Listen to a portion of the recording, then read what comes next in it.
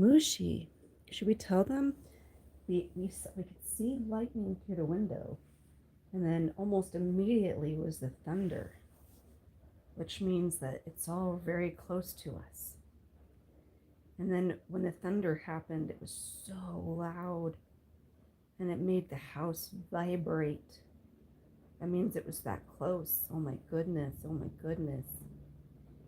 And now it's raining. We're having a desert rain. That's so wonderful, though. Maybe people can hear it. So, for our morning reading to Smooshy, we're still reading from the hairtoday.com website. Link will be in the description. Take heart, but not too much. We are reading about feline nutrition. This article is by veterinarian Eliza Katz. All of my cats have successfully transitioned to raw cat food. I make the recipe from your site, and most of my cats were very interested in the raw chicken hearts that go into the mix. I started feeding the hearts whole as treats. I'd like to know how much raw organic chicken heart I can feed my kitties. 5 of my 6 cats can't get enough of them. Can too much organ meat be bad? While the heart is a vital organ, it is in actuality made up primarily of muscle, with a small amount of fat and connective tissue. Even though the heart is referred to as an organ because it is really a muscle, not a secreting organ, it doesn't count as organ meat when it comes to putting together raw food for cats. In this case, heart counts as muscle meat. Meat parts which truly count as organ meat in raw cat food, such as liver and kidneys, are highly nutritious but should never be fed in excess. Liver can cause diarrhea in some cats if fed in large quantities. The primary nutrients, excluding water-soluble vitamins and a typical 6-gram chicken heart, can be seen in the first table. I have not listed the amounts of water-soluble vitamins such as B vitamins and vitamin C that chicken hearts contain because any excesses are simply excreted in the urine. Abbreviations used are as follows. kcal means kilocalories, G means gram, mg means milligram, mcg means microgram. The recommended daily allowances for the above nutrients are listed in the second table. While chicken hearts are quite beneficial from a nutrient perspective for your cat, too much of any one nutrient is not good. If you compare the two charts, sodium appears to be the nutrient with the greatest chance of being fed in excess. You would need to feed your cat 7 chicken hearts per day to reach this amount. Even if you did feed that many, it might not pose a problem, as your cat may simply drink more water and excrete the sodium. However, over time, excessive sodium intake can lead to high blood pressure and stress on the kidneys. Aside from energy, vitamins, and minerals, the heart also contains amino acids, specifically large amounts of taurine. Muscle meat in general contains fairly high amounts of taurine, an amino acid which is necessary for heart health, a healthy heart, and eyes in cats. Generally, the amount of taurine in chicken meat depends on how much work the muscle does. The darker meat indicating harder working muscles and a higher level of taurine. The heart, being the hardest working muscle in the body, contains the highest amounts of taurine. In my research, I have not been able to find any evidence that cats can get too much taurine, as any excess is metabolized and excreted in the urine. The bottom line is that large amounts of chicken heart, 7 or more per day, could provide more than the recommended nutrients for your cat. My recommendation would be to limit chicken hearts to no more than 2 to 3 per day. This way, you can be confident that you are not providing your kitty with too much of any one nutrient in your efforts to provide better cat nutrition. And then they give a disclaimer. Feline Nutrition provides feline health and nutrition information as a public service. Diagnosis and treatment of specific conditions should always be in consultation with your own veterinarian. Feline Nutrition disclaims all warranties and liability related to the veterinary advice and information provided on the site. And then it lets you know that Dr. Eliza Katz is a graduate of Ohio State University and the owner of Natural Pet Animal Hospital in Bourbonnais, Illinois. I'm probably saying Bourbonnais wrong. It looks like a sauce. Bourbonnais looks like a yummy sauce you'd put on some chicken hearts. And she practices holistic and integrative medicine, focusing on proper diet and nutrition. And then it has some references. Okay, so we have to make note that we read this article, because as we go through this website, oh my goodness, we got to keep track of all the articles that we're reading on it.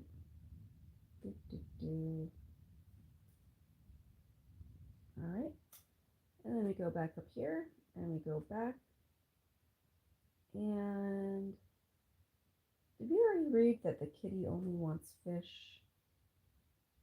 Yes, we did read kitty only wants fish. So then let's go.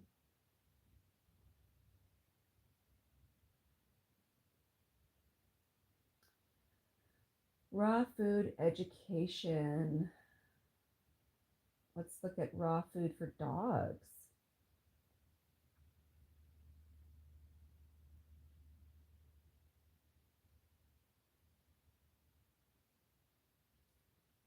Oh my goodness.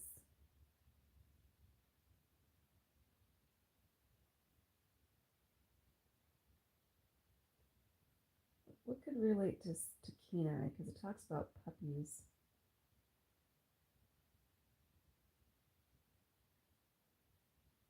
Ooh, let's read this one. Oh no, because we know what these videos are supposed to be about cat nutrition. So, well, I guess we can go to their other resources. No, I guess that's it. So let's see, let's go to blog posts.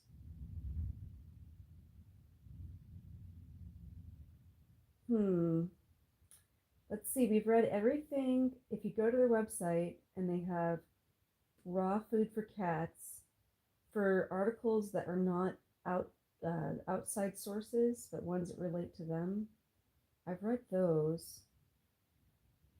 Then the Feline Nutrition homepage, I read all this stuff. So I think I've read everything I can find, except for, I mean, they have a blog. Oh, blog. Here we go. Ooh, How to Think Like a Cat by Margaret Gates. Here we go. Oh, it got lots of stuff that relates to cats, Smooshy. Wow. Like anyone involved professionally with cats, I spend a lot of time trying to figure them out. That means really trying to understand how they think. As much as we count them as part of our family, they are not little humans. Oh, but you're my baby, Smooshy. How dare she say that? You're my little baby. Of course you're my little human. You're my little cat daughter. Yeah, but I know you're not a human. You're a feline. While some of their behaviors seem similar to ours, understanding what motivates them can be difficult. There is always the danger of attributing to them more than is really there. Recently, a friend told me a story about her son and his wife. They are new cat owners and love their cat dearly. They travel a lot. Her son reports their cat has taken to going off and peeing on shoes when she sees the suitcases come out. He said they tried punishing her. Oh no, shouldn't punish a kitty. They process it differently. Yeah, but that hadn't worked. They felt their kitty was mad at them and trying to get back at them for leaving. This is an example of putting way too much human behavior onto your cat. It's not that complicated. Yes, she is smart enough to understand that the suitcases mean they are going to leave. Cats are very good at remembering the consequences of certain actions if it affects them, but she isn't mad at them, she's just upset. The peeing isn't vindictive, that is beyond the thinking of a cat. She is simply doing something to make herself feel better. It's not about you. Relieving herself on an object makes it smell like her. It's comforting. She is upset and does something that makes her feel better. It's that simple. Get it out of your head that your cat is plotting against you. They have no concept of doing things out of spite. This is why punishment would never have worked. It is only in our minds that the cat did anything wrong. To her, punishment would simply be her humans being mean for no reason at all. That's a great way to make your cat afraid of you. I was relieved to hear the couple solved the problem by simply putting her in another room when it was time to pack. She never has to see the suitcases at all. This example does show how good cats are at basic cause and effect. Suitcases equal humans leaving. Just don't let yourself extrapolate that into thinking they know about effects that aren't visible or are off into the future. They don't understand that their actions might affect your future feelings. Their ability to plan doesn't go that far. Yes, that means cats aren't planning world domination. They aren't capable of it. That cats understand some types of cause and effect is often pretty impressive. They don't need much repetition either. A while back, I had to take my cat Bunny to the vet. It had been a long while since she had gone there. I got out the carrier downstairs in the kitchen and then went upstairs to get her. I picked her up, carried her down the stairs, and put her in the carrier. No problem. About 3 weeks later, she had to go again for a follow up. I did the same thing, but this time, the moment I started down the stairs with her in my arms, she stiffened and got agitated. She had remembered from just one experience that being carried down the stairs meant something bad was going to happen. When I thought about it, I realized that I frequently carried her from room to room and sometimes up the stairs, but never down the stairs until that vet trip. That is one smart kitty. You can take advantage of a cat's ability to understand basic cause and effect to train them, as long as the action and the effect are real world, immediate, and obvious. When I was a kid, we trained all of our cats to come when called. This was an era when we let them outside, so this was important. We started when they were kittens. We would open a can of food, give them a taste, then walk 6 feet away and tap the can with a fork. When they came to us, they got a bite of food. We kept increasing the distance, but it only ever took 1 or 2 repetitions to train them that fork tap equaled food. For the rest of their lives, they would come running whenever we tapped a fork on a can. A can of peas worked just as well as cat food, too. Some people say that cats are solitary creatures and can do without us. Not so. They are actually quite social, even amongst themselves. There was a study of semi-feral barn cats. The females were social with each other, shared nursing responsibilities for the many litters of kittens, and spent lots of time with each other grooming and parenting, as long as food was plentiful. Once food was scarce, they ceased being social as they had to take care of themselves first.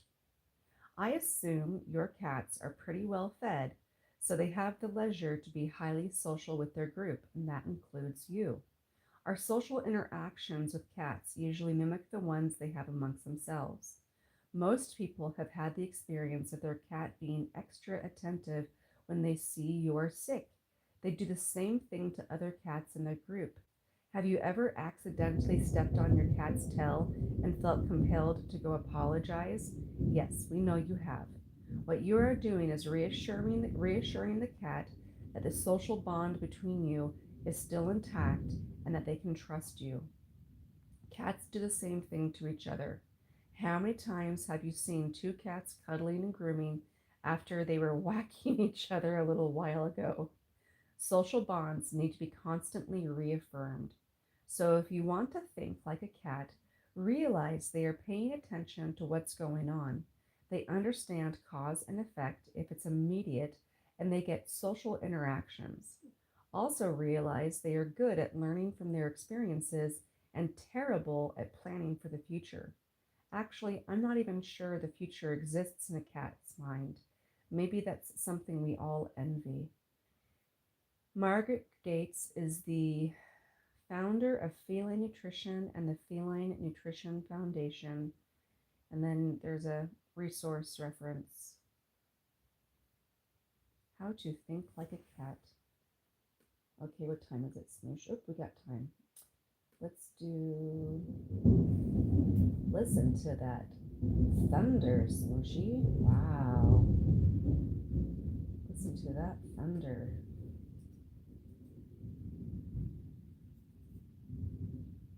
Okay.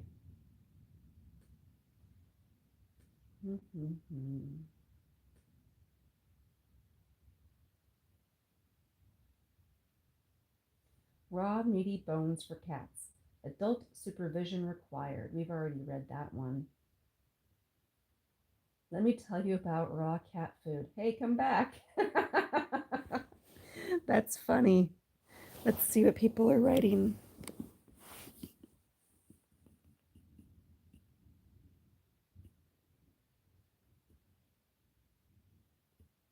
Yeah. Wow, man. Smooshy, this morning we have really not so good comments this morning. Yeah. Yeah. You know what? I have to keep an eye on these comments because we got some weirdos out there. Internet weirdos, Smooshy. Let me tell you about internet weirdos. There's about 8 billion humans on the planet. And unfortunately, there's a lot of weirdos. Okay. Let me tell you about raw cat food. Hey, come back. If you're anything like me, as soon as you realized what a difference raw food for cats makes, you wanted to tell everyone all about it. You wanted to convince everyone to do what you did. If you've tried, you've probably had mixed success, right? Why is that? Just think about what we're saying. Basically, you're telling someone what they're doing is wrong and you've got it right. You can see the problem. Nobody likes being told they are wrong, ever. There are only two ways someone will be receptive to this kind of message. One, they already know or suspect they've got it wrong and are looking for validation. Two, you already have a personal relationship and a level of trust exists between you. Even for the latter, you can't always get through to people. At first, that will seem perplexing. You will tell yourself, it's so obvious once it's pointed out. Cats need meat. Why doesn't this person get it? I know why, and you aren't going to like it. You can't make people care. For too many pet owners, hello.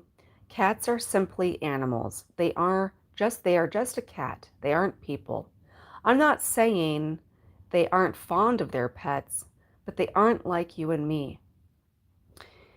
Maybe they got the cat for the kids, or they actually are a dog person. These folks will think of whatever junk they're feeding the cat and say, it's good enough. How do you get through to these people? You don't. You walk away. All the logic, examples, and science is wasted on them. They don't care. It's as simple as that, and you can't change that, period. I am showing my face. This is Smooshy. She's the star of the channel.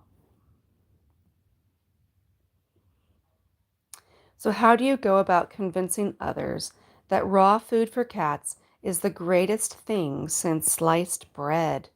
Tread carefully. It can be done, but only on their terms.